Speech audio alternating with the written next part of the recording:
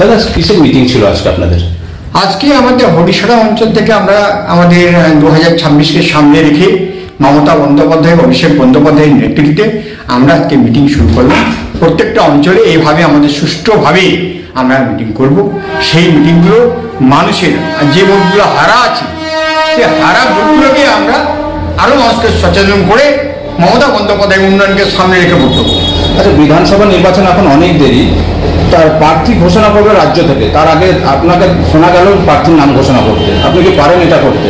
না, আমি পারি না, কিন্তু বর্তমানে রানিং এমএলএ রয়েছে যেখানে, সেখানে এমএলএ তো তার আমার বর্তমান এমএলএ, তার নামটা জমা করতেই হবে। কারণ ভোটটা তো মমতা বন্দ্যোপাধ্যায়কে দেখে দেয়, কোনো এমএলএ কাউকে দেখে দেয় না, মানুষকে দেখে দেয় না, দেয় দিদিকে দেখে, অভিষেক বন্দ্যোপাধ্যায়কে দেখে। আপনি বলছেন এলাকায় নোংরামো করছে, কারা তারা?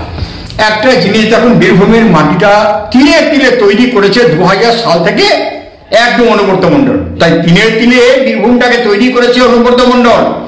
বীরভূম ছাড়া অন্য জেলা রয়েছে এর সঙ্গে, বর্ধমানের কিছু অংশ প্লাস মুর্শিদাবাদের দু একটা বিধানসভা এটা কিন্তু করেছে।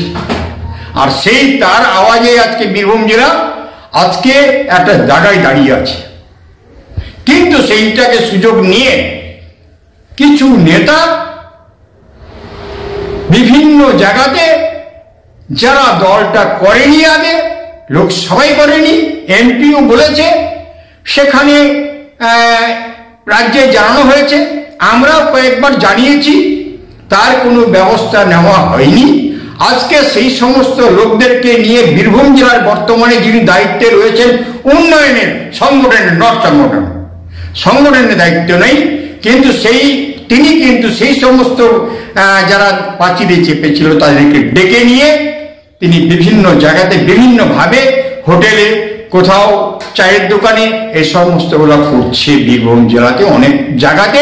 তা আমার মনে হয় এটা দলের ক্ষতি হচ্ছে, দলের কোনো ভালো হচ্ছে না।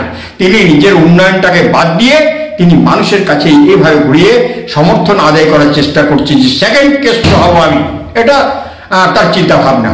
আপনি নাম না করে কাজল শেখের দিকে? আমি নাম না করে আমি করেই দিলাম যে সভাধিপতি বর্তমানে যিনি রয়েছেন, যার তার দায়িত্ব যা তার থেকে বেশি বেশি আস্ফোরণ করছেন। উনি বলছেন যে উনি যে দেখাচ্ছেন, উনি তো নিজে একটা সিপিএম এর প্রার্থী বর্তমানে জিতিয়েছিলেন এর আগে, আজকে বড় বড় কথা বলছেন কেন? তৃণমূল আমার এমন এমন।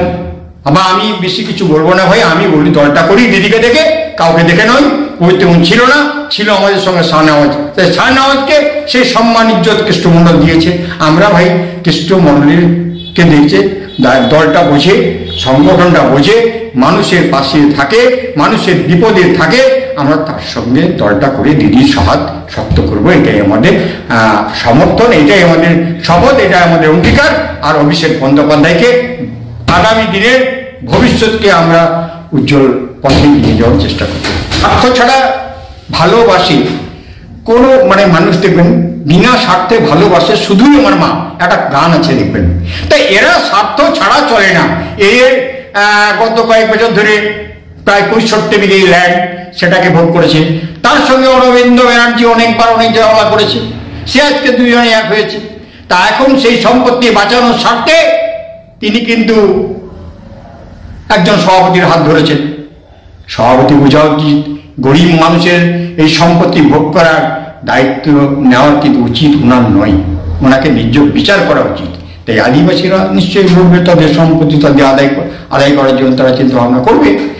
আর এর আগে মাঠপর্ষা অঞ্চলে একটা টেন্ডার নিয়ে গন্ডগোল পাকিয়ে দিচ্ছেন, বর্তমানে এখনো তিনি পাকাচ্ছেন।